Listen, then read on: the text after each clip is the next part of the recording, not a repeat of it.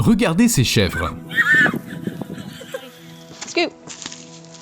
And there he goes. Les vidéos de ce genre ont des millions de vues, et certaines deviennent des mèmes. Peut-être que vous aussi, vous les envoyez à vos amis. Oh, regarde, on dirait toi quand il faut payer le loyer.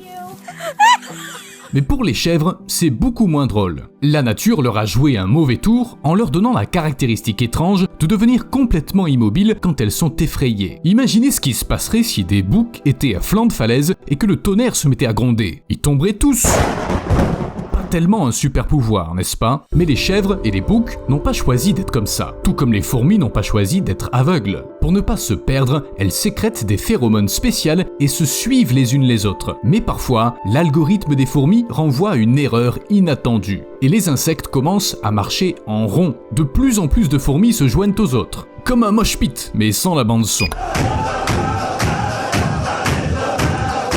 La différence, c'est que les fourmis continuent jusqu'à tomber raides mortes. Le cercle tourne jusqu'à ce que les participantes soient complètement épuisées, et ce n'est qu'après que les fourmis poursuivront leur chemin en laissant derrière elles des quantités de cadavres. Ça peut durer des heures, voire des jours, jusqu'à ce que quelqu'un reprenne soudainement ses esprits et emmène ses sœurs survivantes. William Beebe a décrit pour la première fois cet étrange phénomène dans les années 20 du siècle dernier. Il a ensuite trouvé une fourmilière formant un cercle d'environ 370 mètres. À titre de comparaison, la célèbre tour du diable mesure une centaine de mètres de moins. Vous imaginez la taille? Les fourmis ne sont pas les seules à avoir ce genre de problème. Par exemple, les poissons peuvent également former de tels cercles. Mais il y a bien pire. Par exemple, les rats qui restent emmêlés. Regardez cette photo. On dirait un genre d'art moderne ou d'accessoire pour un film d'horreur. Mais non, c'est de vrais rats qui se sont emmêlés la queue et sont morts de faim. Une mort horrible et ridicule. Ce phénomène a été découvert pour la première fois en 1564 et nommé roi de rats. Oui, un peu comme dans Casse-Noisette. D'après les hypothèses, les rats se rassemblent sous la forme d'un roi lorsque leurs queues flexibles sont collées ensemble avec de la graisse de peau, des excréments et des restes de nourriture. Ce mélange agit comme une colle et peut durcir pendant le sommeil, surtout pendant la saison froide. Lorsque les rats réalisent qu'ils sont piégés, ils commencent à se battre et le nœud se resserre encore plus. Au final, les animaux meurent. Jusqu'à présent, personne n'a réussi à trouver un seul roi de rats vivant et ce phénomène est très rare. Auparavant, les rats qui mouraient d'une mort aussi terrible étaient considérés comme un très mauvais présage. Pas étonnant puisque les rats sont vecteurs de maladies.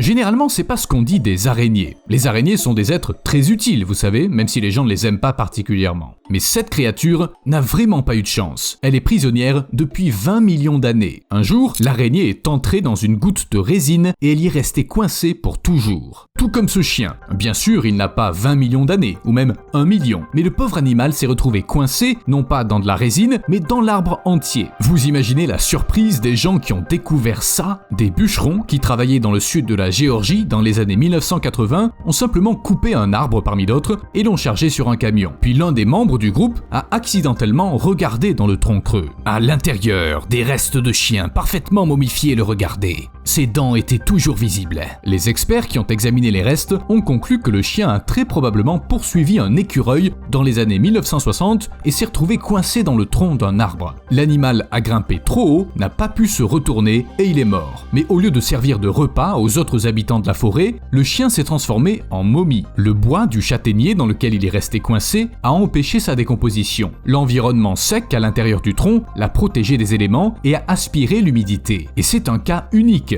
En général, n'importe quel cadavre devient la victime des insectes, surtout dans la forêt. Les scientifiques utilisent même leur gourmandise pour nettoyer les squelettes. Certains coléoptères peuvent même dévorer le corps d'un cerf. Pauvre bichette. L'animal n'est pas seulement resté coincé dans la fissure, il est aussi devenu le repas des insectes. Mais il faut reconnaître que les coléoptères ont fait un excellent travail. Regardez, les os ont été parfaitement nettoyés. Mais un cerf peut très bien avoir une seconde vie. Pas littéralement, bien sûr, pas de nécromancie. Mais au moins une personne serait heureuse d'inclure le pauvre cerf dans sa collection. En fait, en partie. Jim Phillips possède plus de 16 000 bois de cerfs, d'élans et de cornes d'antilope et c'est par hasard qu'il a trouvé tous les éléments de sa collection. Il lui a fallu cependant plus de 60 ans. Et vous, combien de cornes vous avez trouvé? Ouais, exactement. Ce type est vraiment bon en traque. Mais on va laisser de côté les gens avec leurs étranges habitudes et revenir aux animaux avec leurs étranges habitudes. L'une d'elles, c'est l'autocannibalisme. Oui, vous avez bien entendu. entendu, certains animaux se dévorent eux-mêmes. Vous avez certainement vu quelque part des histoires de serpents qui sont tellement pris par leur repas qu'ils ne voient pas bien où leur victime s'arrête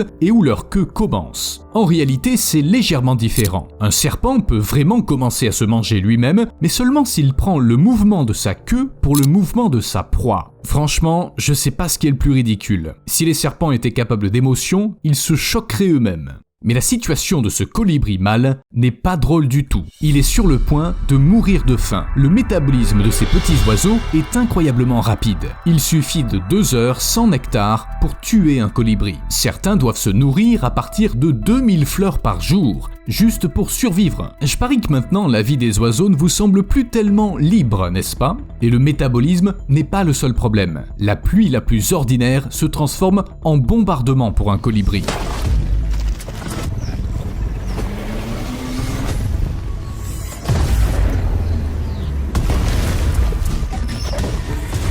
Dans de telles conditions, il est impossible non seulement de manger, mais même de voler, et il gaspille un temps précieux. Mais imaginons que le colibri aille bien. On ne peut pas en dire autant de cet élan, parce qu'il est devenu un zombie. Pas comme dans les films, évidemment. Il ne se promène pas dans la forêt à la recherche du cerveau d'autres élans, mais son propre cerveau est dans un sale état, le ver des méninges.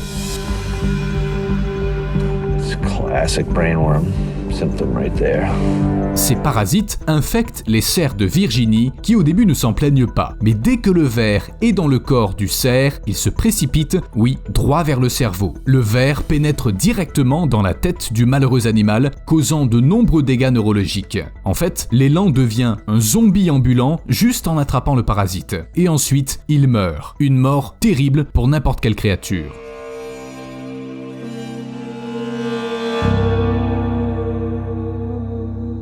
Bien sûr, toutes ces caractéristiques animales, leurs points faibles et leurs points forts, n'apparaissent pas par hasard. Il faut savoir dire merci à l'évolution, ou au contraire, lui crier des grossièretés. Et même si les changements prennent généralement des milliers, voire des millions d'années, il arrive que l'évolution fasse un bond. Non, je suis pas en train de parler des X-Men. Je parle des éléphants. Les éléphants modernes ont des défenses depuis très longtemps. Avant eux, les mammouths avaient des défenses. La nature sait donc avec certitude que ces énormes animaux en ont besoin. Les grosses défenses sont l'une de leurs caractéristiques les plus reconnaissables et l'une des principales raisons pour lesquelles les gens poussent les éléphants à l'extinction. Au XVIe siècle, 26 millions d'éléphants parcouraient le continent africain et ils sont aujourd'hui moins de 500 000. Dans les années 70 et 80, le braconnage a atteint un niveau critique. C'est parce que pendant longtemps, les gens ne pensaient tout simplement pas que tuer des animaux était une mauvaise chose. Par exemple, tout le monde connaît Theodore Roosevelt, 26e président des États-Unis, qui au cours d'un safari a tué 512 créatures différentes. Parmi elles, il y avait des éléphants. Les animaux ne sont pas morts pour le plaisir, mais pour être exposés dans les musées et pour que les scientifiques puissent les étudier. Mais sérieux ? 512 ? Franchement, Teddy, ça fait beaucoup. Et que dire des éléphants qui souffrent encore du braconnage ? L'ivoire est un article de luxe sur le marché asiatique. Plus les défenses sont grosses, plus les braconniers peuvent gagner de l'argent en les vendant. Plus de 1000 $ par kilo. Les défenses sont utilisées pour créer des œuvres d'art, des bijoux. Autrefois, elles étaient même utilisées comme matériaux pour fabriquer les touches des pianos. Malheureusement, tout cela met les éléphants en danger et les défenseurs des droits des animaux ne peuvent pas les protéger. Et c'est là que l'évolution leur est venue en aide. Ces dernières années, plusieurs parcs africains ont constaté une augmentation du nombre d'éléphants nés sans défense. C'est facile à expliquer. Les victimes des braconniers sont les individus dotés de grosses défenses, ce qui signifie que seuls ceux qui n'intéressent pas les criminels peuvent se reproduire. Plutôt logique, non ? Il est clair que l'activité humaine ne peut tout simplement pas être ignorée. Même si t'es un petit animal et que tu as tes propres problèmes d'animaux. Vous avez probablement entendu parler du mur entre les États-Unis et le Mexique. Son but est de séparer les personnes et les pays les uns des autres. Mais qu'en est-il des animaux ? La région frontalière abrite un nombre incroyable d'espèces différentes. Il y a des reptiles, des amphibiens, des mammifères, et tous ne sont pas enchantés par la construction du mur. en particulier les représentants d'espèces rares et menacées. Le mur va modifier leur aire de répartition, réduisant considérablement la surface sur laquelle les animaux ont l'habitude de vivre. Ce ne sera pas seulement une gêne, ça peut aussi potentiellement menacer la vie. Les animaux seront privés de certains habitats, ne pourront pas le traverser pour aller s'abreuver ou pour échapper au feu. Tout ce qu'ils peuvent faire contre un feu, c'est de s'enfuir. Mais comment s'échapper quand il y a un énorme mur sur votre passage? Même les hiboux glossidium seront en danger parce qu'ils volent à basse altitude. A plus.